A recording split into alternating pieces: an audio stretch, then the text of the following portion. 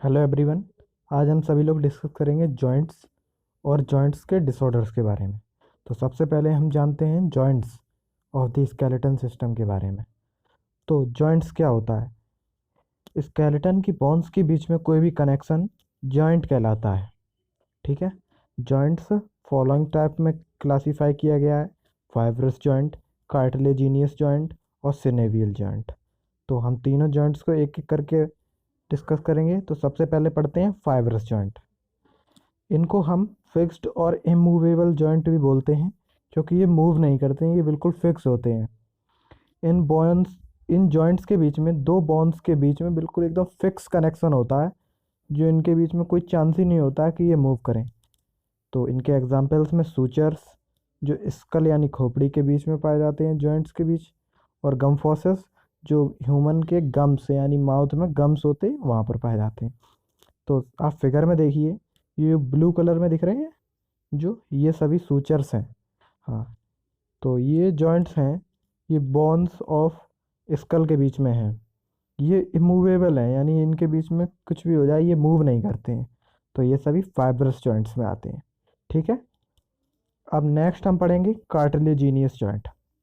Cartilaginous joint को slightly movable joint भी कहते हैं, क्योंकि ये हल्का सा मूव करते हैं। ठीक है। इन जॉइंट्स में हाइलन कार्टिलेज होता है। कार्टिलेज को तो आप जानते ही हैं। ठीक है।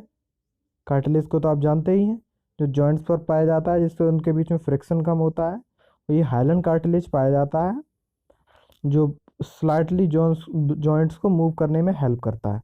ठीक है। इनके एग्जाम्पल में आते हैं इंटरवर्टिब्रल जॉइंट, यानी जो वर्टिब्रेट्स के बीच में आता है। और नेक्स्ट आता है सिनकोंड्रोसिस, यानी जो नीज में यानी घुटनों में पाया जाता है, जिसको हम ग्रोथ प्लेट भी बोलते हैं।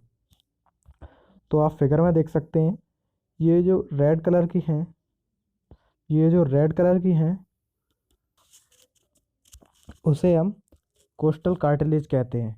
और ये कोस्टल कार्टिलेज रिब्स से कार्टिलेजिनियस जॉइंट्स के द्वारा ही जुड़ा हुआ होता है।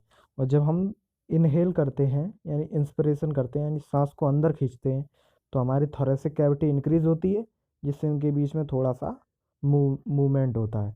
तो इसलिए ये कार्टिलेजिनियस जॉइंट्स में आते हैं। लास्ट है सिनोवियल जॉइंट। सिनोवियल जॉइंट्स को फ्रीली मूवेबल जॉइंट भी कहते हैं, क्योंकि इनका मूवमेंट फ्री होता है, कोई भी इनके बीच में कोई भी स्टॉपिंग की वो नहीं होती है। ठीक है। इनके एग्जाम्पल्स 6 टाइप के होते हैं सिनोवियल जॉइंट। तो एक एक करके हम सबके बारे में डिस्कस करेंगे। सबसे फर्स्ट आता है ग्लाइडिंग जॉइंट।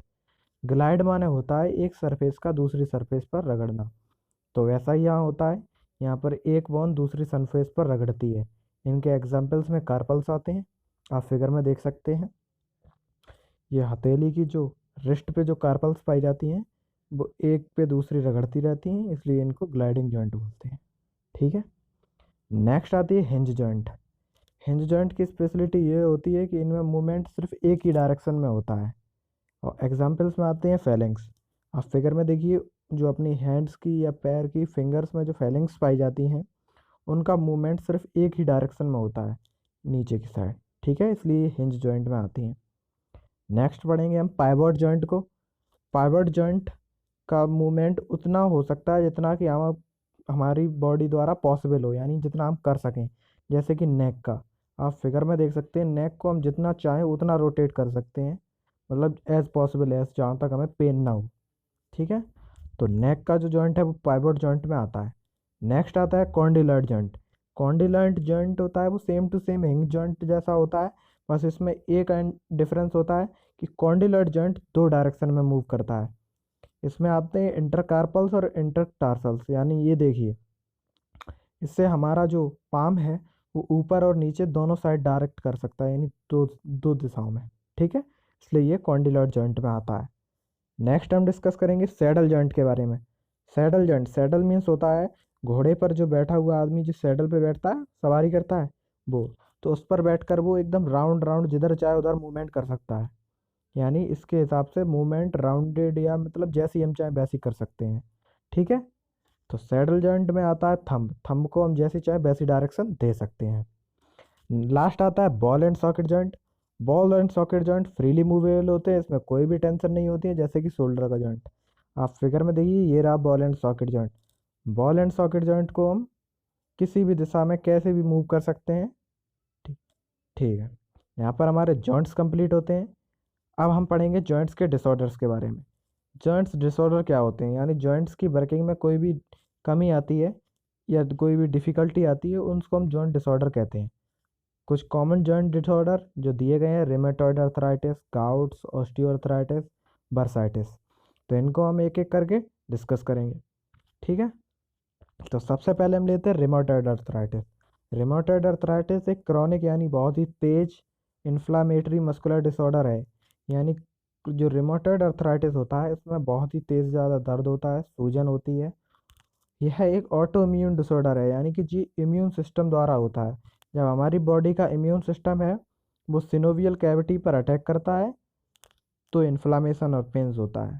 अब आप समझ गए होंगे कि ये एक इम्यून डिसऑर्डर है। जब हमारी बॉडी का इम्यून सिस्टम है वो सिनोवियल कैविटी पर अटैक करता है तो इन्फ्लामेशन और पेन होता है।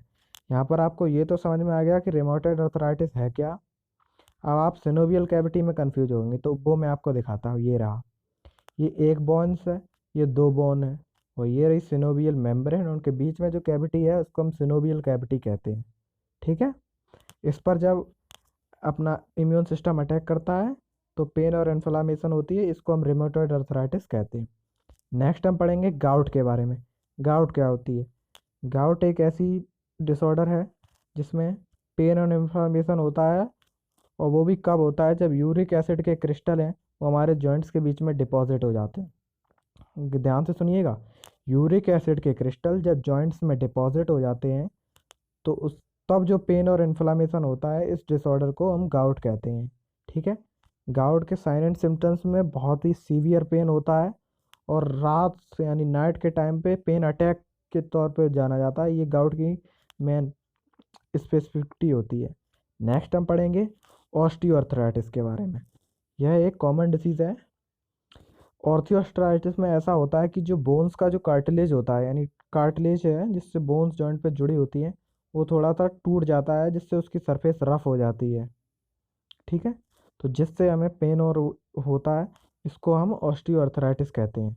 ठीक है, ऑस्टियोआर्थराइटिस के कॉज या कभी होते हैं वो इंजरी या इन्फ्लामेटरी डिसऑर्डर, जिनकी वजह से ये कॉज होता है। ठीक है, लास्ट आता है बर्साइटिस। बर्साइटिस एक बहुत ही पेनफुल और इन्फ्लामेटरी कंडीशन है। ये ऐसा तब होता है जब हमारी सिनोवियल वर्सा यानी सिनोवियल कैविटी पर अटैक होता है। इसकी कॉजेज़ ऐसा होता है कि जब हम बहुत लंबे टाइम तक एक्सरसाइज या कोई भी वर्क करते रहें तो जो पेन होता है उसको बर्साइटिस कहते हैं। ये टेम्परेरी होता है, ये परमानेंट डिसीज नहीं होती। इसी में बर्साइटिस में एक आता है टेनिस एल्बो, यानी कि जब हम लंबे टाइम तक टेनिस खेलते रहते हैं तो हमारी एल्बो में जो दर्द होता है जॉइंट्स में, वो बर्साइटिस ही आता है, क्योंकि लंबे टाइम तक प्ले करने की वजह से आता है। तो यहाँ पर जॉइंट्स और जॉइंट्स के डिसऑर्डर्स तो कंप्लीट होते हैं। अगर आपको इनके लिए कोई भी क्वेश्चन हो तो प्लीज़ आप मुझे बताएं। आपको नई वीडियो मिलता हूँ। Thank you.